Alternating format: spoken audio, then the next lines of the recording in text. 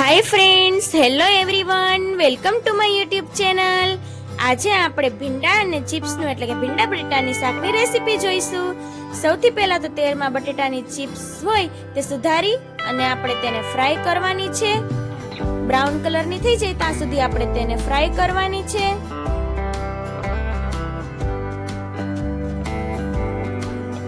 Fry થઈ ગઈ છે. હવે આપણે તેને એક બાઉલમાં કાઢી લઈશું અને જે ભીંડો છે તેને આપણે ચીરા પાડી અને પછી આપણે તેને ફ્રાય કરવાનો છે.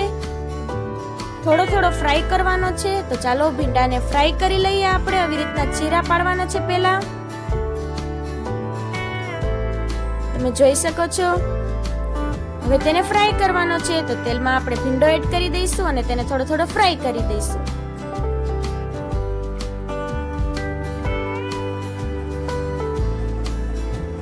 ભીંડો ચડી જાય ત્યાં સુધી આપણે ફ્રાય કરવાનો છે. તેને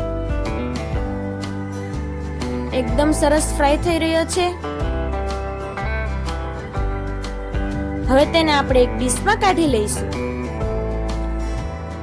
લસણવાળી ચટણી, માંડવીનો ભૂક્કો, ચિપ્સ, ભીંડો, બધા મસાલા, ટમેટું, મીઠું બધું જ તૈયાર છે. તો ચાલો આપણે રેસીપી શરૂ કરીએ. સૌથી પહેલા તો શાક વઘારવા માટે આપણે લોયામાં તેલ ગરમ મૂકીશું. ત્યારબાદ તેમાં જીરું એડ કરીશું.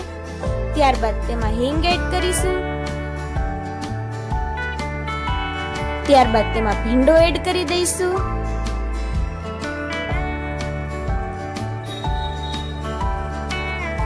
ત્યારબાદ ટમેટા એડ કરી દઈશું.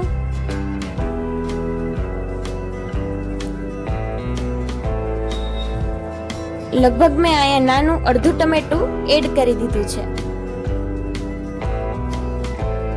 ત્યારબાદ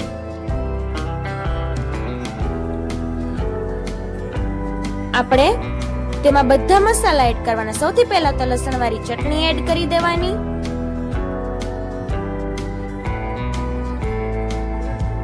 ત્યારબાદ સ્વાદ પ્રમાણે થોડું મીઠું એડ કરી દેવાનું. ત્યારબાદ ચટણી પાવડર એડ કરવાનો.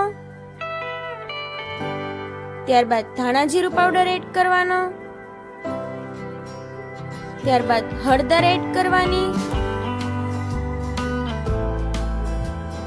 બધા મસાલા એડ થઈ ગયા છે. હવે બરાબર મિક્સ કરી લઈશું જેથી બધા મસાલા એકદમ ભળી જાય. એકદમ સરસ મસાલો કોટ થઈ જાય છે.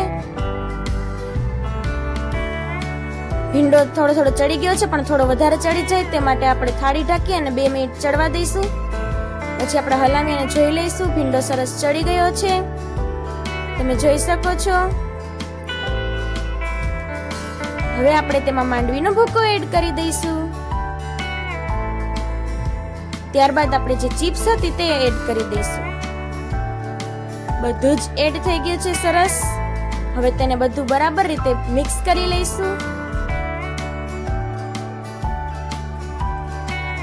એકદમ સરસ શાક તૈયાર થઈ ગયું છે. ગરમા ગરમ રોટલી સાથે તમે તેને ખાઈ શકો છો. કોથમીર વડે ગાર્નિશિંગ કરી લઈશું. પ્લેટિંગ કરવા માટે શાક એકદમ તૈયાર છે. જો તમને આ વિડીયો ગમ્યો હોય તો વિડીયોને એક લાઈક કરો. એકવાર ટ્રાય કરી અને પછી મને કમેન્ટમાં કહેજો કે આ રેસીપી તમને કેવી લાગી. વધારે ગમે તો ફ્રેન્ડ્સ સાથે શેર કરો જેથી ફ્રેન્ડ્સને પણ નવી રેસીપીઝ જાણવા મળે. અને આવા નવા નવા વિડીયોઝ જોવા માટે અમારી યુટ્યુબ ચેનલ કુકિંગ ક્વીન જાનવીને એક સબસ્ક્રાઇબ કરી નાખજો. Thank you.